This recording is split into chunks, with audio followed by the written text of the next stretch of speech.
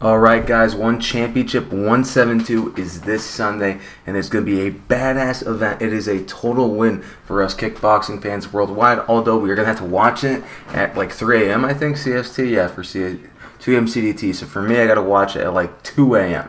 So that's going to suck. But it's not going to suck because we got Takeru and we got freaking Rodtang headlining this whole thing. This whole card is gas as hell. So we're going to go through this whole thing. We're going to do this whole thing. I'm going to break down this card, and we're going to go through it. Every single match. Because, hey, I'm your guy.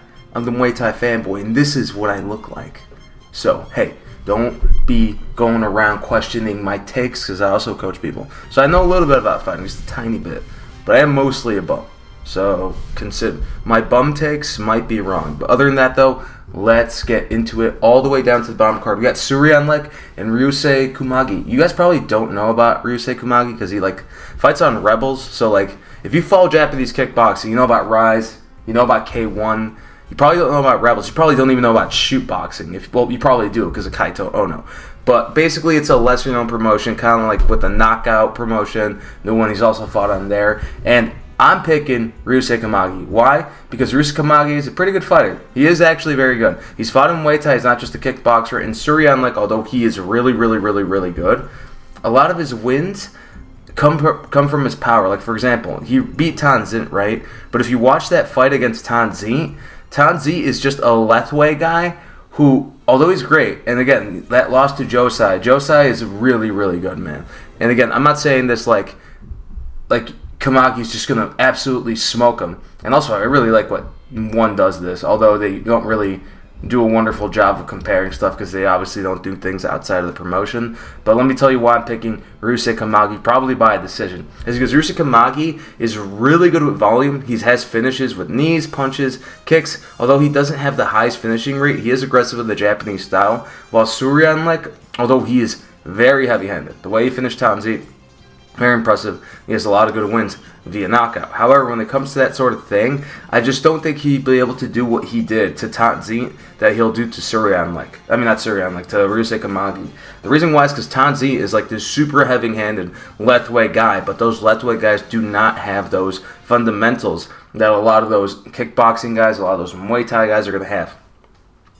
And Ryusei Kumagai in Japan is really coming up in they're coming up in Muay Thai. They're not just doing the kickboxing, throwing down like, because the Japanese are kind of like the Mexicans of kickboxing, and that might sound weird. What I mean by that is like Mexicans in boxing are thought of as these really aggressive, come forward fighters, but they still have good technique. They're not throwing like ghetto haymaker and Deontay Wilder in it. They have their own style that works for the professional scene, not so much for the amateur scene. And the Japanese are just very aggressive overall. They punch, they throw down. They're very Mexican with their approach to kickboxing. But with their approach to Muay Thai, although it's aggressive, they also still have that technique. I think Thai still beat him on the cleanness of it. But overall, because of that, because of who Suriyanlek has fought and who he's lost to, I'm actually going to pick against him because I don't think Tanzin, although that prepared him for like leg kicks and great power, he's not going to face a guy who has just great leg kicks and power. He's going to face a really well-rounded kickboxer and Muay Thai fighter. And remember, this is a kickboxing match. So that power that Suriyanlek does have, I don't think it's going to translate that well, and Suriyanlek doesn't have enough experience in kickboxing. So because of that, as you already saw me here, because I already picked it, but it doesn't let me reset. I think it does it per IP, this website. I already paid for the pay-per-view, by the way. No piracy for me. I want my kickboxing. To succeed. On to the next. I'm picking Ryusei Kumagai. Now, Zakaria Jamari versus Iwata. I'm legitimately shocked. I'm legit shocked that I picked Zakaria Jamari. I'm drunk. I'm drunk for making this pick. But no, Iwata is going to win because here's the thing. Zakaria Jamari is not a kickboxer. Much like with Suriyanlek in the fight against Kumagai, Zakaria Jamari is coming off a brutal knockout loss. Let me click on them. Yeah, he just got freaking slumped by Johan Stupian. He got beat by Alif. Like, a win against Dong Poon isn't bad, but Dong Poon he's not that good, man. This idea that, you beat a Thai, you must be good. No. They just, again, they kind of do the whole, their whole country is the Tijuana scene of Mexico. People always get so overblown, like, whoa, Rodtang's got 200 fights. That just means he has no amateur pedigree because their career is the professional scene. If you're impressed by children fighting in Thailand, but you aren't impressed by, the silver gloves here in the United States, then it's the same thing. It's quite literally the same thing. So, only difference is one's one heritage, one isn't, and the maybe ethics of it, but that's beside the point. But yeah, point is, Zakaria Jamari is being, in my opinion, now I could be wrong, Zakaria Jamari does throw down, and Morocco is a good nation for striking overall. You got Tignani, Bastati, you got all those guys just right now, and they're good, man. They're good at making really good striking talent for some reason. I couldn't tell you. Probably because of like the closeness and immigration to Europe, all that. But it's not like Suriname with the Netherlands where they both speak Dutch. I don't know why. Maybe I should look into history on that. But Zakaria Jamari is going to be fed to Iwata. This is going to be a showcase fight for Iwata, who has a really good record and has fought in Rise and has barely lost, and he's a really, really good fighter. And again, this is another kickboxing match that is kind of meant to showcase the Japanese talent in one championship, because I'm sure one rather hold more events in Japan and make more money in yen, the same way they kind of do the occasional card in America, but when it falls through, they have to default back to Bangkok because it's too expensive. That sort of thing happens. So I think this is a bit of a layup for Iwata, unfortunately. I think Zakaria Jamari is being fed to him. He's going to be on a 3-fight losing streak, and I think he's going to get knocked out. Not that he's a bad fighter, it's just, again, they probably did a thing where it's like, oh, Muay Thai guy, guess what? You got a kickboxing coming up, and if you don't take it, we're going to shelve you. We're going to shelve you. Because I don't think one championship and Chatrasit Yudong are above doing that, because he's kind of similar to Dana White, unfortunately, as much as I don't like it and all the stuff you hear about him. I could see that being a thing, unfortunately. I don't like it. I don't like it. I wish it was a little better, but I think that's how it is right now. It's a bit unfortunate. All right, next up, picking Iwata. I can't believe I don't know what overtook me that I picked Zakaria Jamari to win this. If I'm wrong, I'm going to eat giant crow. Anyway, on to the next. Yodlekpet versus Shimon Yoshinari. Now, here's the thing. I think this is Nadaka's. Actually, it's the one I know at least about. Shimon Yoshinari. I know about Yodlekpet, but here's the thing about him is like, oh yes, I think this is Nadaka's brother. So here's the thing about that. Nadaka's fighting on this card, and I legit forgot about this guy, but Yodlekpet, good fighter. But he's also been back and forth again.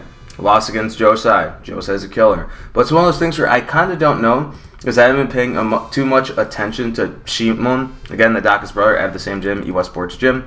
But he also, again, like, I can't confidently pick this. I really can't confidently pick this. I'm a Nadaka fanboy, and I'll admit it.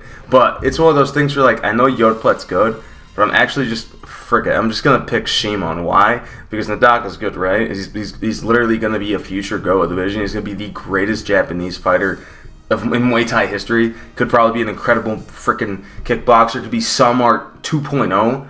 Okay, now I'm glazing too much. But it's one of those things where, like, Shimon Yoshinari, I've seen some of his highlights, he's pretty good. But Yodlekpet is more tested in that 4-ounce scene. I believe Shimon has actually competed in 4-ounce gloves, but it's one of those things where, like, in all seriousness, I think it's probably just going to be an experience thing. Because Yodlekpet, although Thais don't tend to look their age, because, let's face it, they get put through the ringer because of their careers, I think Yodlekpet will probably take the win, even though his record isn't looking too great.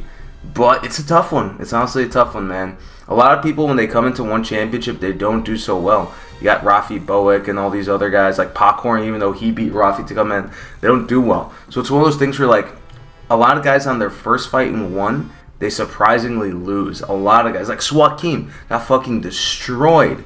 But destroyed, and it's by Baliko, I think, too.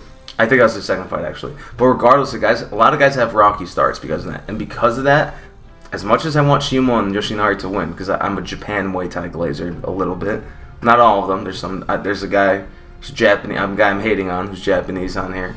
But I think the correct prediction, even though I am a little uninformed on this fight, is gonna have to be Yodlekpet. I think it's gonna be Yodlekpet. I think Yodlekpet's gonna win this fight. I think he's gonna win it hands down by decision. So that's my pick for that. Red will win. A lot of people agree with me, but a lot of people are drunk in these choices. A lot of the people who are doing this are drunk and don't know what they're talking about. It should not be that high, but whatever. Democracy sucks or something. I don't know. I don't know nothing. I'm just a simple Waco USA fan. So let's go on now.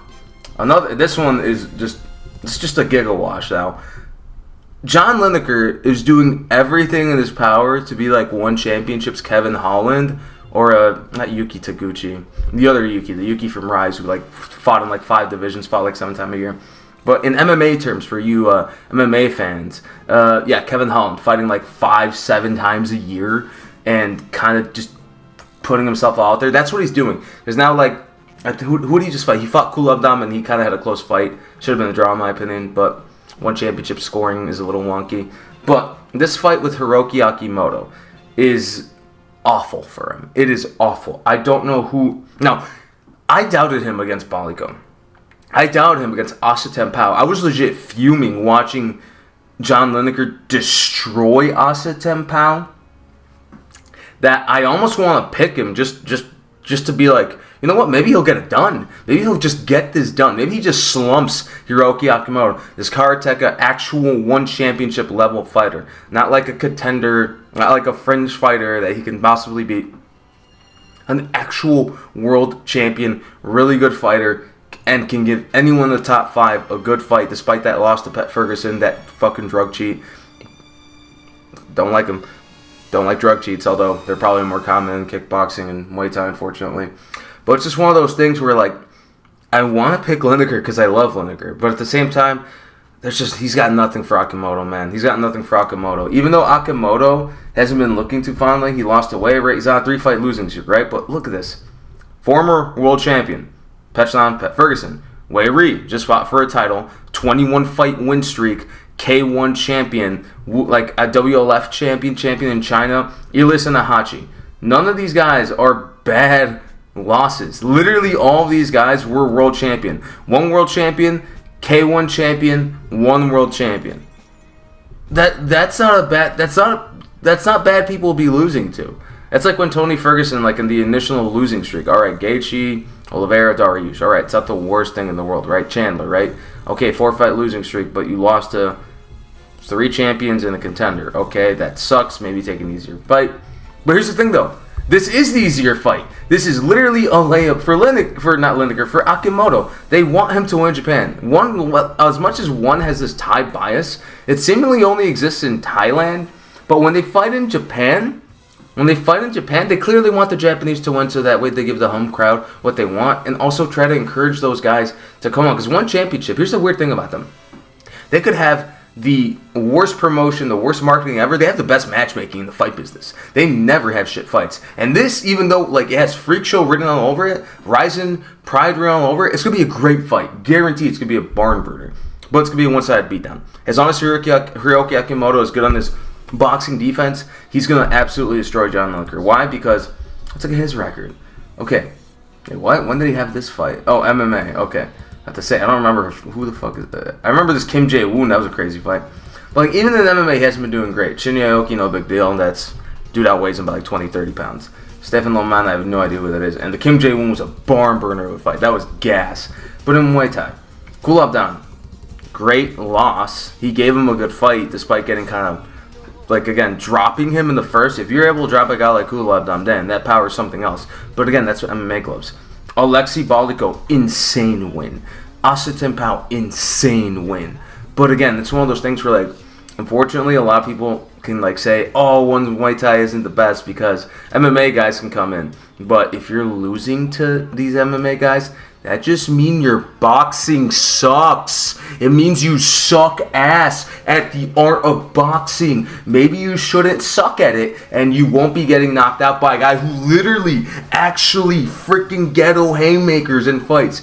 John Lineker is actually just straight up MMA Deontay Wilder with the way he does. He literally will do this. He will unironically do this. And if he touches you, you die. If you're losing to that guy and you're this contender, you deserve to lose. You deserve to lose your freaking ranking. How the hell? Like, again, Kulabdam got dropped. Recovered, realized that Lineker all he had was punches, was able to like move with the punches, kick. That's a guy who could be a champion. Baliko, Asa Pao, I like these fighters, and Asa Pao's American, so I'm heavily biased towards him.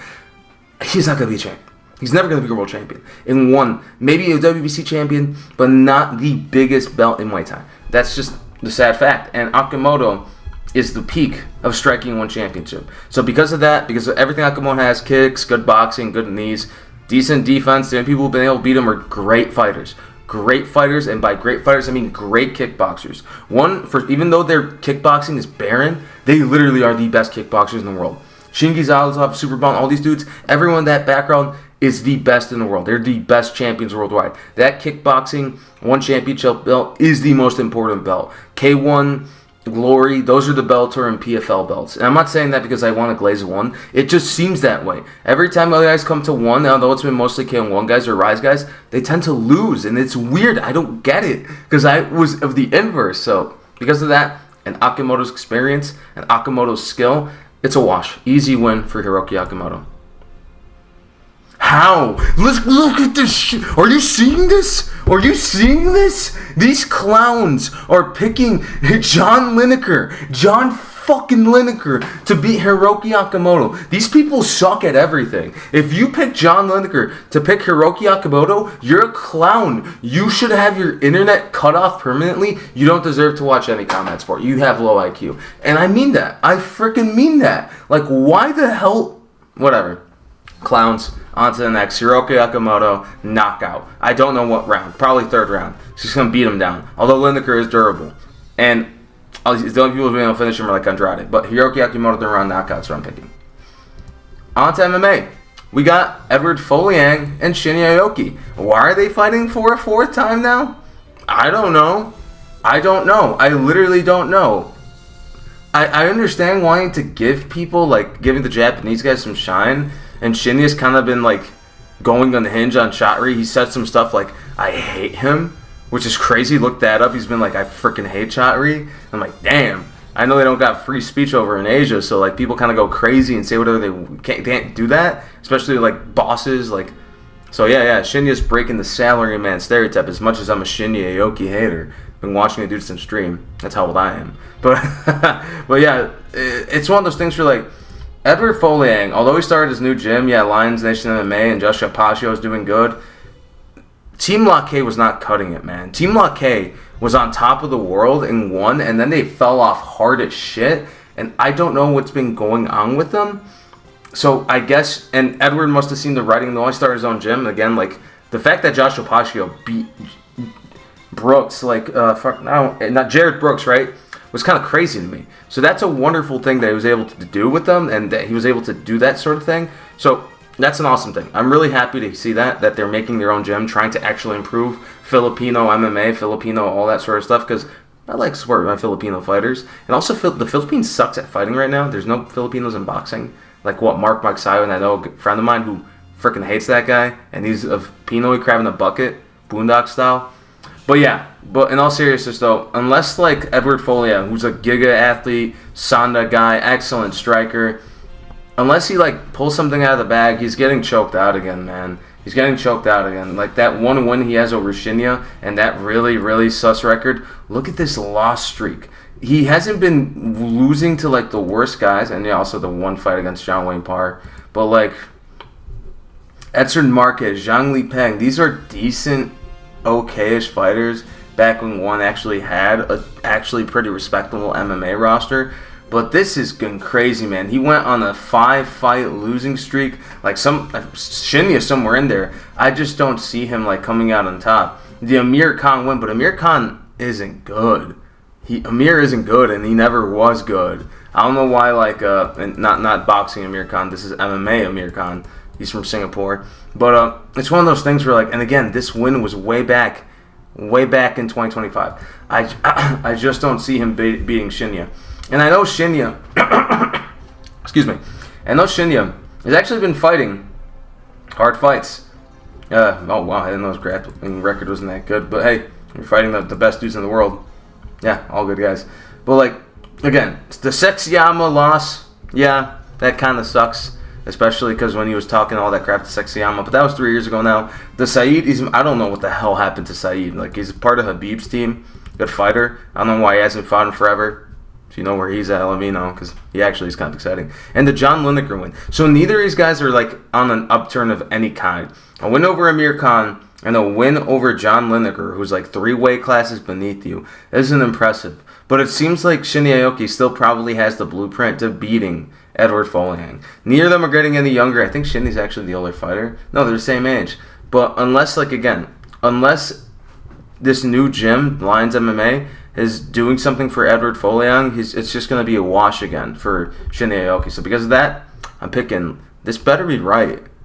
Unless all the Pinoys are coming out in force like they did for Joshua Pacio in freaking Qatar. But okay, that's actually reasonable because that is a split fight.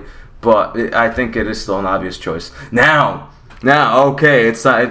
But no, anyway, I'm picking a submission for Shinya Aoki, probably in the second round. Now, this is where I start to glaze.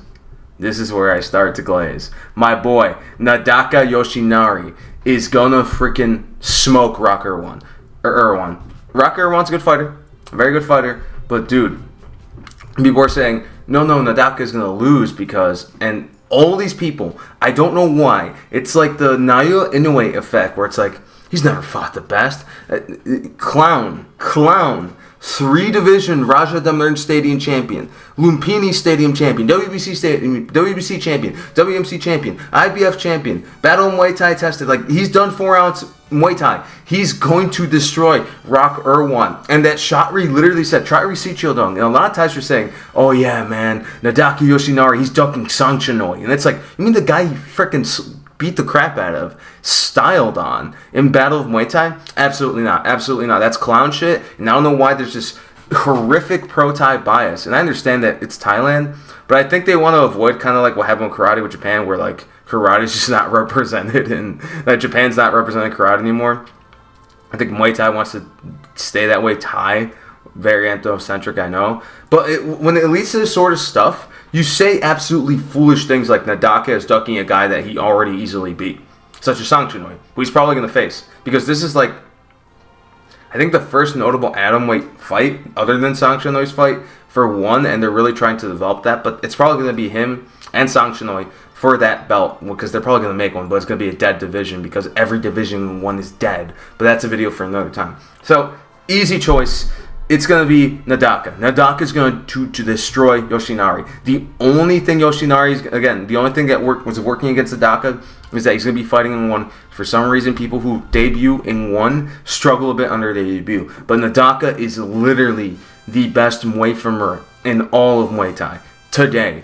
People say Muay Thai can't succeed in modern Muay Thai, especially 4-ounce. Nuh-uh. You haven't watched this dude. If you have never seen the Nadaka Yoshinari fight, you have to see this dude. This guy is incredible. He's going to win. Rock Erawan's a great fighter. I think he's also Lumpini Stadium champion, but there are levels. This is a generational great we're going to be seeing. He's a future GOAT, and I guarantee you, this is my prediction, he's going to be the greatest Japanese Muay Thai fighter of all time, probably the best foreigner ever. He is that damn good. I love Nadaka Yoshinari, and he's barely 24 years of age. Rock Erawan's got nothing for him, even though Rock does have power. But let's go a little bit deeper before I just glaze. Let's see who he's fought. Okay, Yunamshai, Sang Chinoy also lost to Sang Chinoy, speaking of the devil. But it's one of those things where, like, I don't think it's a layup for Nadaka, but I think this is a unofficial title eliminator. If Rock wins, he's probably going to rematch Sang Chinoy. If Nadaka wins, he's probably going to fight Sang Chinoy. But because of that, I think they go. But again, he's beat a lot of the dudes, like the guys. He's beating a lot of guys from Phetjeeja Academy. He's beating a lot of really good Thais. He's beating a lot of like really good Europeans that are way, way bigger. And again, he's gone up, I believe, 5 weight classes now. So he's actually a little bit undersized. He's not a big guy. But again, enough of that. Got sidetracked a bit. Here's what I'm picking. Domination for Nadaka Yoshinari, 3-round decision overall. Maybe a third round TKO. But other than that, though, easy win for Nadaka.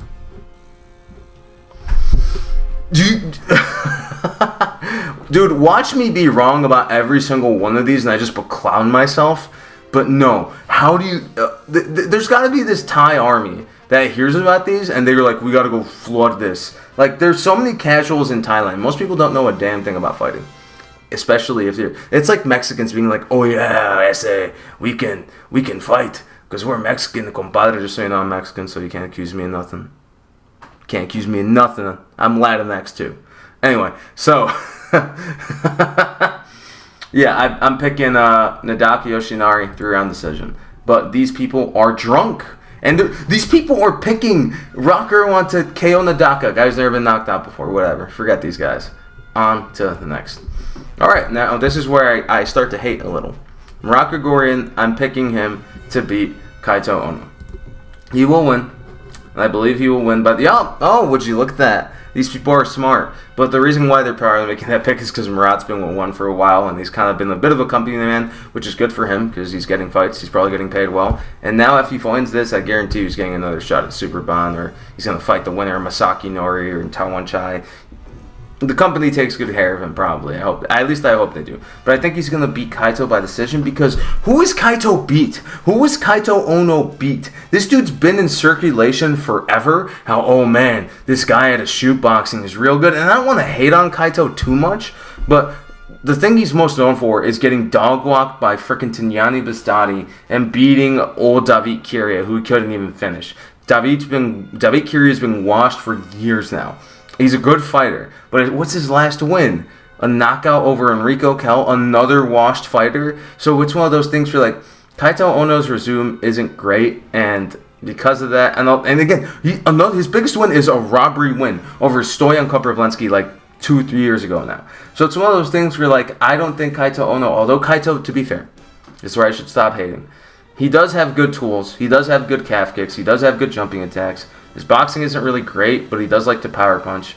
But it's one of those things where, like, I just don't think he has what it takes to beat someone like Marat, a real kickboxing champion, a good glory champion. The guy who's not old. He's not going to be beating up on old men now. He's going to be fighting a guy who's still in his prime, who was a good power puncher, who was able to give good fights to the likes of Superbond. He gave Chingiz Alazov a decent fight, although Chingiz still outclassed him. It's one of those things where, like, Kaito has not fought anyone like Marat. Again, we're going to see a lot of losses on Marat's record. But guess what? When he fights someone like Abdelai Zahidi, who I believe was like an ISKA champion, I could be wrong there, he smokes them. When he fights guys like Sidichai, who's old, to be fair, smokes him, even though he lost him in the past. Superbond has a knockout win over Superbond, has a close fight with Superbond. Then that other loss to Chingiz, and then his wins in the Featherweight Grand Prix. Marat's good, man. Marat's good, and he has the potential to be the world champion. Although I think he might be the Alexander Gustafsson of One Championship Kickboxing, where it's like, dude, this guy was legit, man. He was a Glory World Champion when Glory was like the title. But he just never was able to beat the likes of Chingiz, never beat the likes of Superman, even though he had a really close fight in that battle for the interim belt, like a year ago, no, last April. But it's one of those things where, like, I just don't think that Kaito Ono can really beat him, but I don't think he's going to get knocked out. He's a durable guy. He knows how to survive. He knows how to be the nail. But I think he's going to lose by decision. And for once, the fans got it right. I think the fans are going to get it right, and I think I'm going to get it right. So, Marat Grigorian, decision win.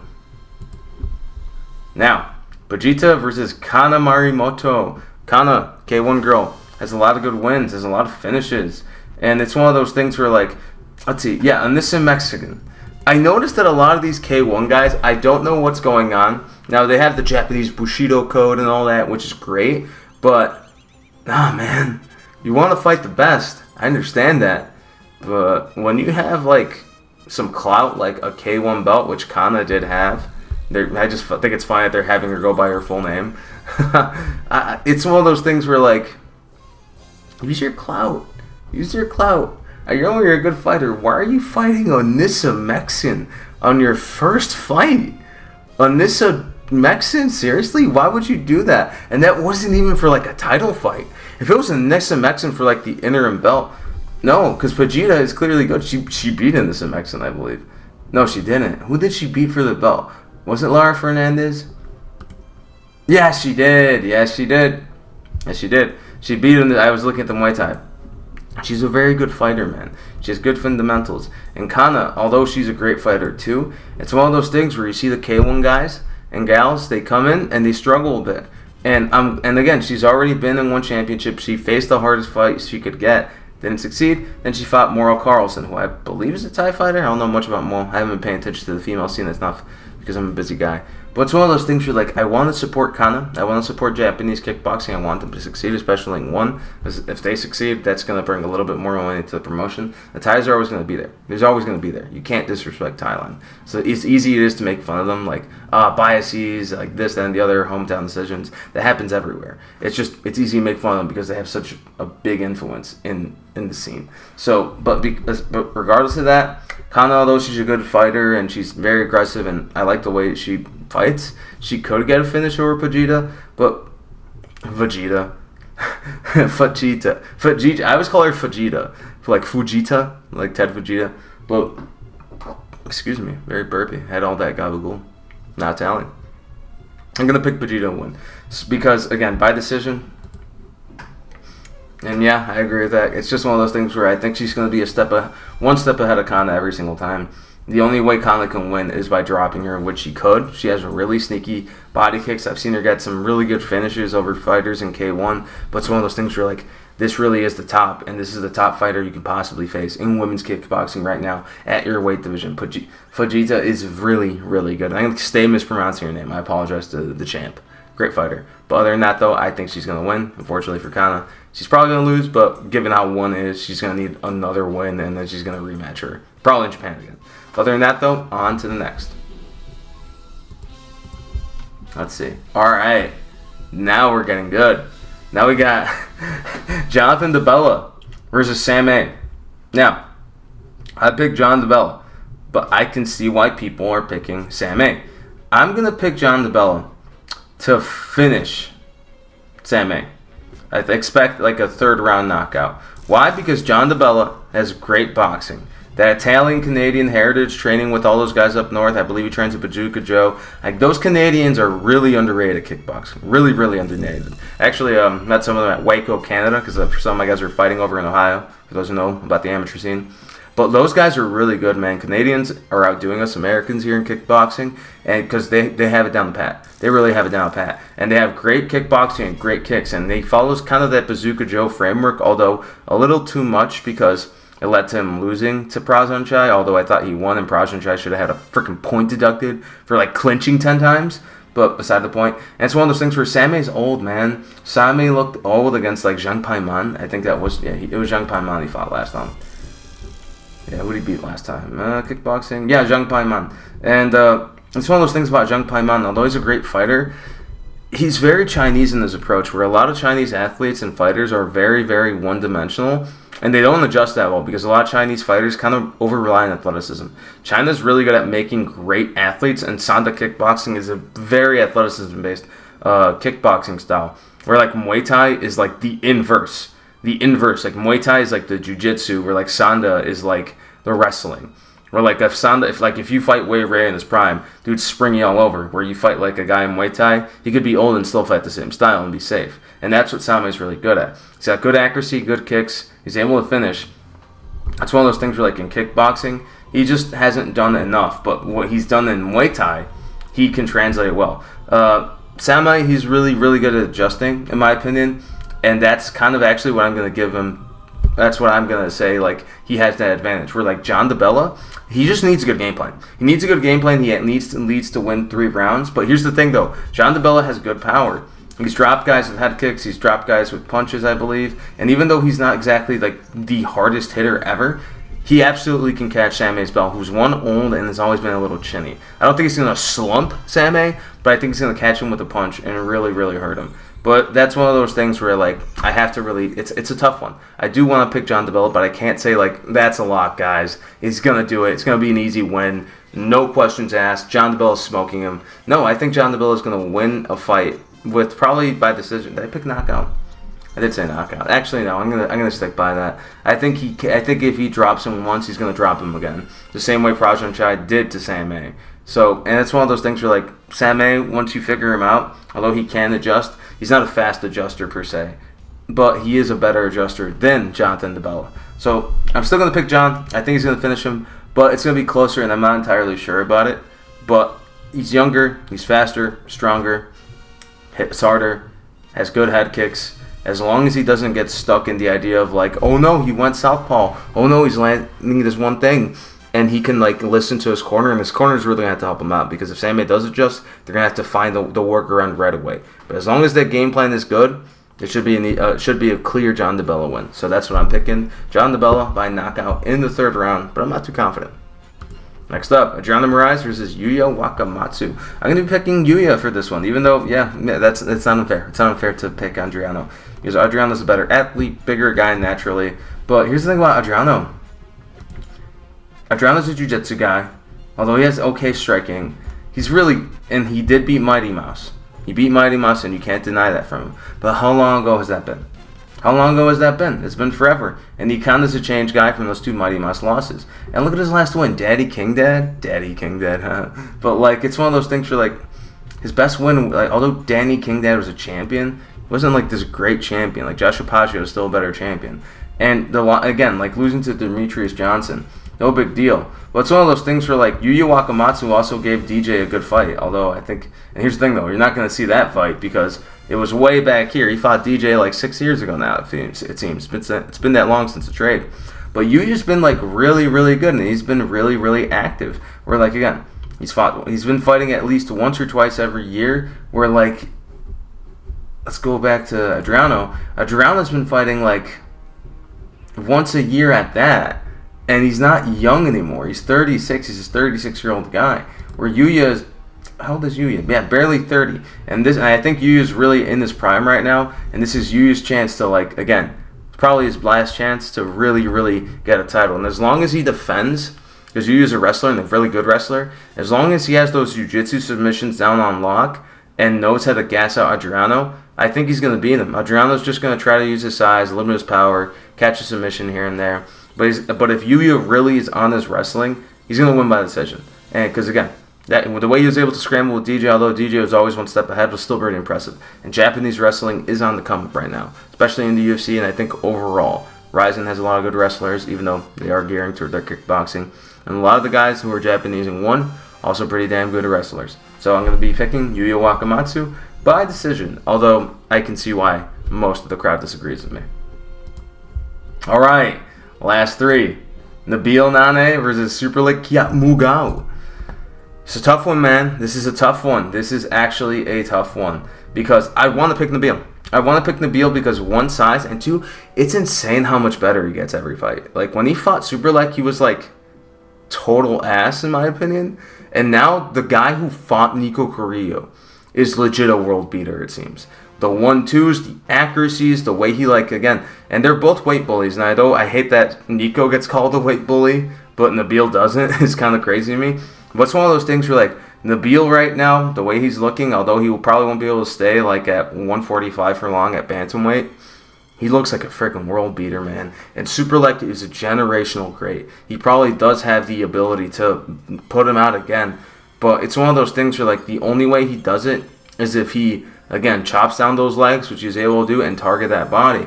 But Nabil's clinch has gotten better. His kicking game has gotten better. His eyes have gotten better. He's just gotten really, really good at seeing opportunities and knowing how to take them. He's not a pure size merchant or a pure length merchant. He knows how to use it. He has a good clinch game. And yeah, sure, that's because of height. But you still have to understand how to use it. It's not like a shitty clinch where he's like leaning on the guy. No, it's a good clinch of power knees and kicks and stuff like that. He's able to shut out good power punchers that could have knocked them out, like Solon, U, and all those guys. Although Solon isn't really the most technical guy, relies on his power too much. He was able to deal with guys that could have hurt him in the past. Let's look at his last couple of wins. Higurio, Solon, U, Felipe Lobo. Although I think he should have beat someone like Lobo, but Lobo's also a great fighter, though. He's a really, really good Muay Thai fighter. But let's also look at Superlek, though. This is just all undeniable. Rodtang, Kongtari, Haggerty in 1 minute. It's really, really hard to deny. It's a hard fight to pick, and I'm pretty hyped about this one. Arguably the most. I don't know how I feel about it, but like it's just one of those things where like I don't know, but I'm gonna be picking Nabil Nane. I think we're seeing Nabil Nane at like one of his peaks right now. Obviously, it's hard to say that it's his peak, right? And he's still so young, like what, 20? Right now, I think we're seeing, because I think Nabil, when he's 30, is going to be fighting, at 170 or something like that. But it's one of those things where, right now, Superlek, although he's also not even 30 yet, and again, legendary acumen, legendary skill, can do it all. It's one of those things where, although Nabil doesn't, because of the size and because of the power, he doesn't have to be as great as Superlek. He just has to find a couple of opportunities. And I think if he's able to actually drop Superlek, who I don't think has been dropped before, No, I think it's been finished before. But it's one of those things where, Superlek is just so good. He knows how to deal with getting hurt. Like he did in the Takeru fight. So it's a tough one. But I'm going to pick the harder one, and I'm going to pick Nabil to win. Fair enough. Again, fair enough. I can't be mad at these, although I think it should be closer. But I'm going to pick him to win by, I'm going to say, second round knockout. If he doesn't get it by the second round, I think Superlek finishes him like in the 4th or the 5th. But if he does, I think this is the most likely opportunity. Nabil Anane, 2nd round knockout, probably drops him, finishes him. That's my pick. Not too confident, but it's a very, very, very, very real one. On to the next. Let's go. Damn it, my boy Masaki. Again, the way Masaki Nori talked about this fight, my goats over at Team Baselius. The way Masaki Nori talked about this fight, I didn't like it. But it's also true. He said it's like, oh yeah, no big deal. I get to fight in Japan. It's my home country. People are expecting me to lose. I got nothing to lose. Although that's a good thing, I just hate it. People are like, oh yeah, who cares if I lose? Although he didn't say that, I just think that in my head. And I hate it when people say that because it's like they're comfortable losing. They should go in to win. But I still think Masaki can win because here's the thing. Both of these guys have earth-shattering kicking power. Earth-shattering kicking power. And here's what I think. I think Masaki Nori will win. And that's insanity to me. He will win by knockout. I'm going to, again, I can't agree with this. This has got to be, again, it's every time a tie is fighting. Coincidentally, it's like 98% for the tie. Would you look at that? But anyway, I'm thinking he's going to knock him out. I think he's going to knock him out late in the fight.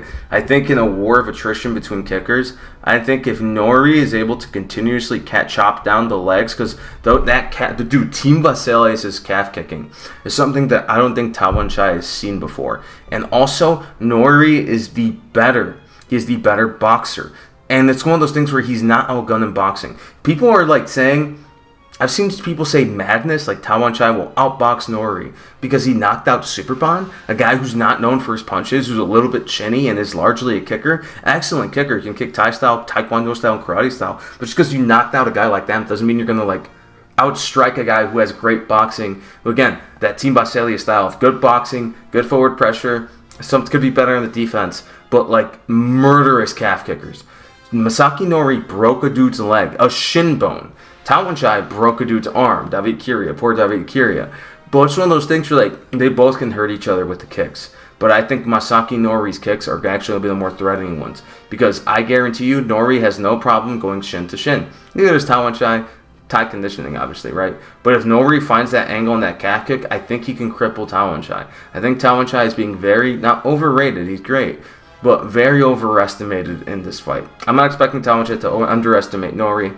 Nori is obviously going to slightly overrate Tawanchai so he can motivate himself to really compete against a guy like him. But it's one of those things where I just don't see it. I don't see how Tawanchai is just going to run through Nori. I think it's going to be a close fight, but I think Nori can get to Tawanchai and probably knock him out. I think you could drop him with a calf kick and finish him on the feet, kind of similarly how he did with Superbon did with Tawanchai did with Superbon. So that's what I think. I think it's going to be a close in the first rounds, but I think Nori's probably going to try to chop away at that leg. Tawanchai's probably going to try to break his arm. But here's the thing. I think that forward pressure is going to be the deciding factor. The only way I think Tawanchai could really bewilder Nori is if he starts including those knees, which he doesn't really. He likes those kicks a lot. He's good with the push kicks, though. That Thai teep is really good. But so is Nori. Nori's really good at the front snap kicks. That was Team Baselius snap kicks. I think Team Baselius and the way they're training is really, really good for dealing with that type of style. So because of that, I think Masaki Nori, a power puncher, power striker like him, can actually beat Tawanchai and win the interim featherweight championship. So I'm picking that. Now, here we go. Main event time. These people are on crack. They are on crack. I picked Takeru decision, and I'm going to kind of stick by it, but here's the thing about that. Unfortunately, again, let's look at all the people Takeru has beat. Leona Pettis. He's fought Tenshin Nasukawa. He's fought Superlek. He's fought every single, again, the Yuki Kyotani, the guy who beat him, Nobuchiko Terado, all these other guys, I don't know why I'm drawing a blank on all the names, but everyone that he's faced in K1, you guys know what I'm talking about. This is all prepared for him for the highest level of combat sports, of kickboxing. And he already faced the highest level he will probably ever face. Tenshin, Superlek. Rodtang is a level below those guys. And guess what? So is Takeru. He's slightly below them. Tenshin beat him pretty handily. Not easily, but he clearly won. Superlek clearly won. But in both of those fights, Superlek was able to hang with those dudes and even hurt both of them. In Rodtang's fight with Superlek, one-sided. All he had was the cuts. In Rodtang's fights against Tenshin Nasukawa, although it was an insane performance from Rodtang, all he did was he'd land one, Tenshin would land 5 and counter him. It's more so a display of tension of Rodtang's freaking chin. That fight should not have gone to the extra round. It was a clear win for Takeru. Not Takeru, Tenshin. So it's one of those things where Rodtang is the Tank Davis of kickboxing. And I can eat major crow in saying this. I think he's a good fighter. He's a good Muay Thai fighter. He could be a stadium champion. I think he'd be a stadium champion, WBC champion, all these things in Muay Thai. But here's the thing, though. He never was those things. His most notable title in Muay Thai is an Omnoi Stadium belt, a Max Muay Thai title, and of course, which is very impressive, the Flyweight Muay Thai title, back when he was a serious fighter. Back when he was beating guys like Haggerty, although he was a little weight drained, but still, Haggerty twice, insane. Beating guys like Sergio Wilson, who was a two-sport world champion, not Medi's, Fadi Khaled? Yeah, I'm thinking of the other guy. The other guy was the WBC champion, not Fadi Khaled. That guy was never a champion. But I'm thinking of all these guys. I'm like, these guys are actually good wins. I could see Rodtang beating these guys in the stadium team. In kickboxing, he's, again, fighting these guys. Yuki Taguchi and Rise, Tenshin Nasukawa. That is the peak of kickboxing he has ever faced.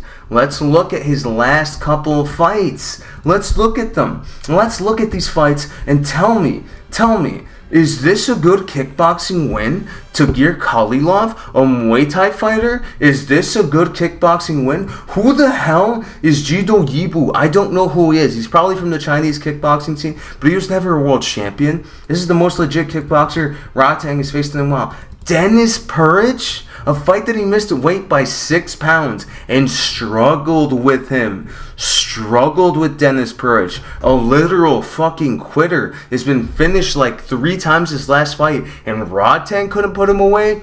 Jacob freaking Smith in a horrific fight again missed weight, lost his belt on the scales.